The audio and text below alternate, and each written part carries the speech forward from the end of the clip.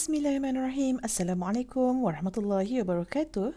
Now we have come to the new topic 1.5 entitled the inverse trigo functions. So in this topic we will learn on inverse function sine, inverse function cos and inverse function tangent. Now let's start with inverse sine function.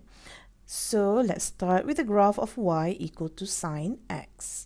So this is the graph of sine.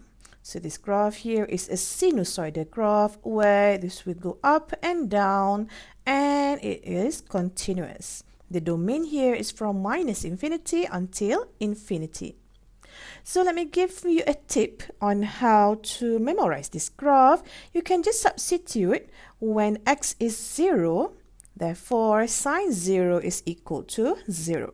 So you should have the point 0, 0 here on your graph, and then you can just straight away graph it going up and down so that you'll not mix up with graph of sine with another graph of cos, because both of them are sinusoidal graph. Now let's focus on this graph here.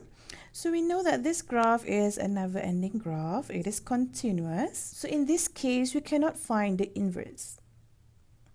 So from the previous lesson, we know that for inverse, we need to reflect the graph on the line y equal to x. So this is a straight line like this.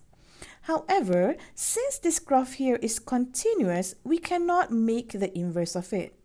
Therefore, for the purpose of we want to inverse this graph, we will cut this graph exactly from minus pi over 2 until pi over 2. So we'll just take this part here.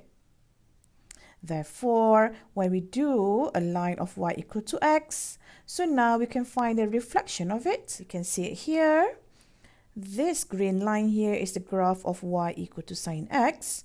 And when you reflect the line y equal to x, therefore we will find the inverse graph, which is the red one here. So the red one here is the graph of y equal to inverse sine x. Now from the graph, we can see that our function is y equal to sine x. Therefore, the domain here now is x because this x here is close to our function sine. Therefore, the domain x now is from minus pi over 2 until pi over 2 included. Therefore, you can see the range. Your range now is equal to y. So now your range is from minus 1 until 1.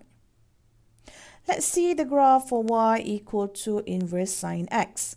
Therefore, now the domain is inverse, which is your domain now is equal to range of sine. So domain is minus 1 until 1 included. And the range for your inverse sine is the domain for your sine, which is from minus pi over 2 until pi over 2. We have learned this knowledge from Math 1 last semester. Now, let me show to you why did we choose our domain for y equal to sine x just from minus pi over 2 until pi over 2. So this is 0. So this is minus pi over 2. You are going clockwise. And this is pi over 2. You are going counterclockwise.